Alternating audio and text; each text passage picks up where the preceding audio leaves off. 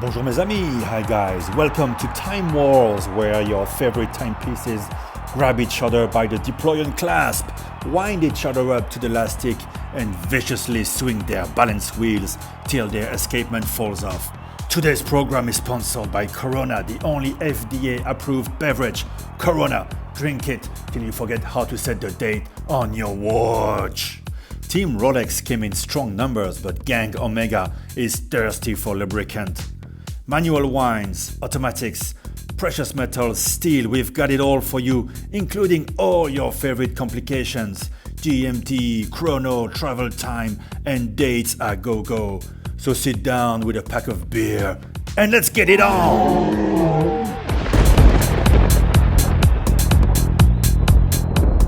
We begin round one with a fight between blood relatives, Tudor versus Rolex. Both have been hailed as the perfect daily watch, but Time Wars takes no prisoners. So is this retro-inspired Tudor with its sleek case and gilt colors a match for the modern incarnation of Rolex's most classic sports watch? Watch it take the scorpion stance, ready to flash that red triangle on its dive bezel right at the opponent. "Take my big sign crown in your face," she shouts, but her attack barely puts a scratch on Rolex's 904L steel. The Explorer opens her easy link for an easy win because sometimes less is more, and that fully loomed dial is timeless and the epitome of cool. The Explorer goes through round two without batting an eyelid.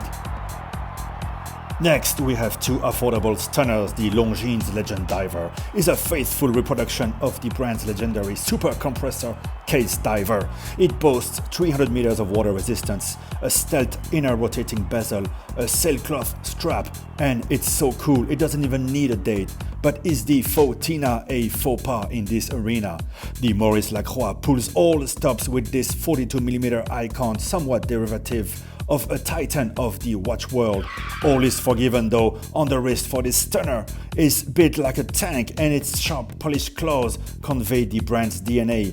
Both watches run very accurate versions of the same engine, and it seems like the judges have a hard time picking a favorite, but yes, ladies and gents, it's the first upset of the evening as the icon goes through round two. It just is the watch that puts the biggest smile on the face of its owners without fail.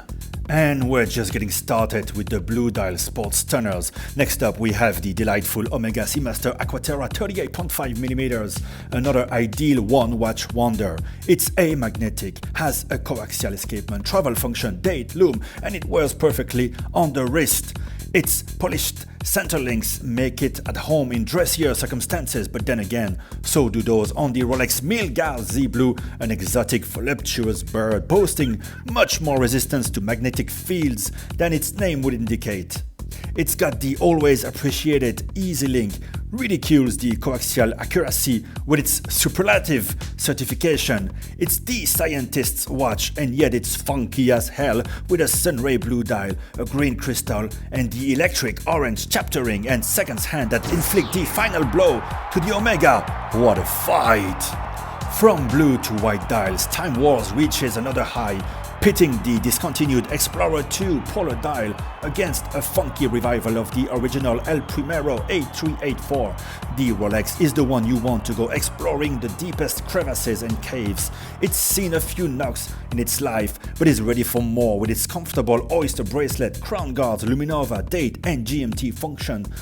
It even shares a dash of red with the Zenith, but they are totally different beasts. The El Primero is refined with its sunray brushing and fine polished bevels.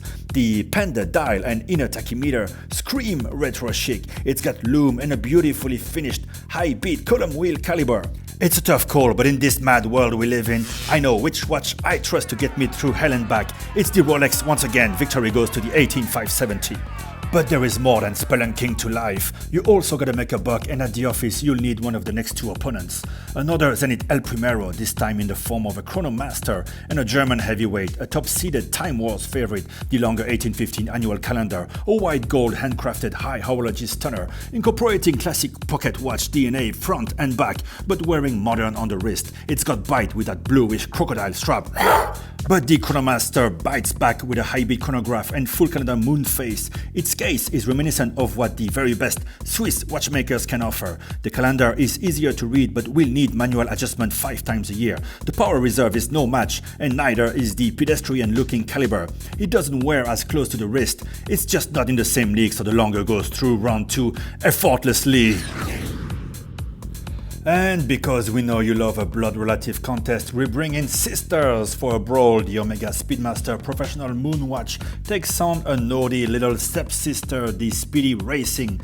The youngster has all the modern bells and whistles, coaxial escapement, silicone hairspring, column wheel, longer power reserve, air coating, sapphire crystal. It even has a date and a rubber strap with matching dashes of yellow. But can it really compare to the classic?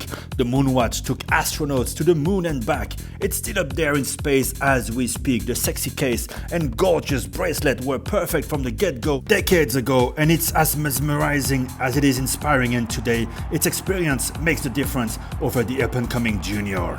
This is exhausting, but it's a blast, so let's keep on trucking.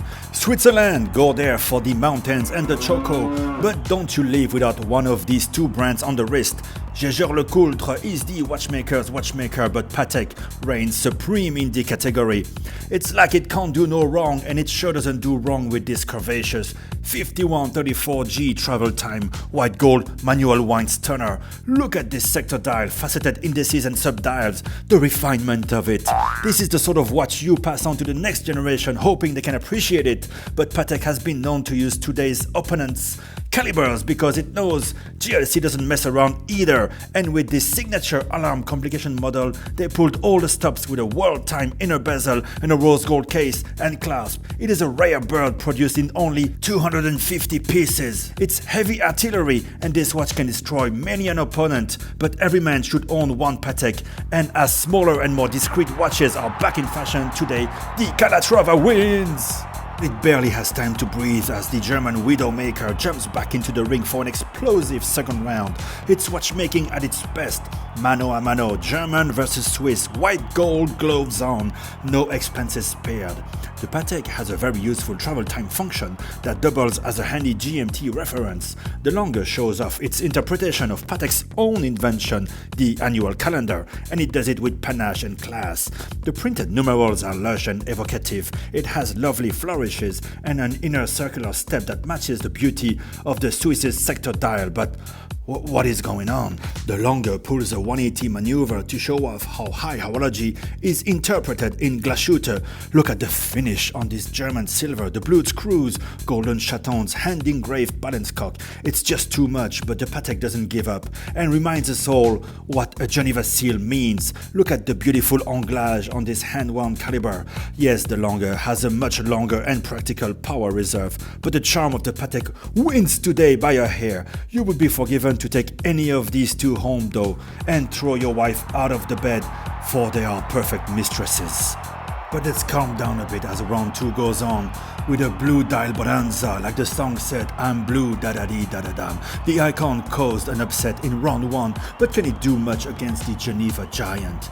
Both are flashy and cool, but only one of these is a true icon among wristwatches. This contest is a quick one. The Milgauss takes the win without even trying. It's effortlessly cool, it's big and bold, and it goes to the next round.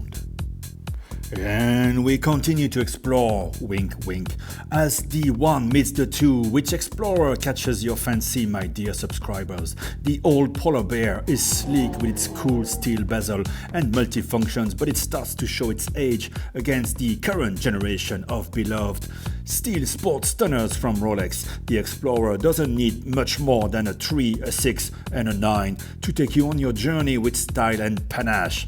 The modern clasp with EasyLink is something hard to live without once you've had a taste of it. Both are perfect in their imperfection. Both are faithful companions. But today, the Explorer 1 is indeed the one. But is it now? Here comes the number 1 seeded competitor. Yes, it had no match in the first 2 rounds and went straight to the quarterfinals. Here is the mighty Speedweller 4000, the most elegant of the ceramic era Rolex divers, with a 40mm case, elegant lugs, maxi dial, shiny ceramic bezel, discreet date, glide lock clasp, unreal 4,000 feet depth rating. It's got it all and even looks at home with a suit. Yes, sometimes less is more, as the Explorer has proved time and again, but today we find out that more is indeed more, and when survival of our own species is threatened, you need to bring out the heavy artillery, and this is it. The Rolex Seedweller 4000 goes through to the semi-finals of Time Wars. And here it is against another legend of the sports, and most importantly of space exploration. Everything has been said about the Omega Speedmaster. This is the one, the Hesselite version. True to its origins, it's a watch you could never possibly tire of. It's pure mechanical, rough and tough bliss. Winding your Speedy is like having a good cup of coffee in the morning. It's a ritual, and even if you never time more than an egg with it, it's still a must-have in any man's collection. But today, it meets its match. Well, its match would be a Daytona, I suppose, but the Seedweller offers so much more, and its rotating bezel is a lot easier to use to time events than the screwed down pushers of the Cosmograph after all. With the adjustment clasp, the water resistance and anti-magnetic escapement, it has grown with its time to be an even more dependable companion than the Omega, and therefore today it goes through to the finals. So here we are, final fight, and it's no real surprise to find the two giants of Geneva. They rule the wristwatch world in their own way. They answer to no conglomerate. They make the rules.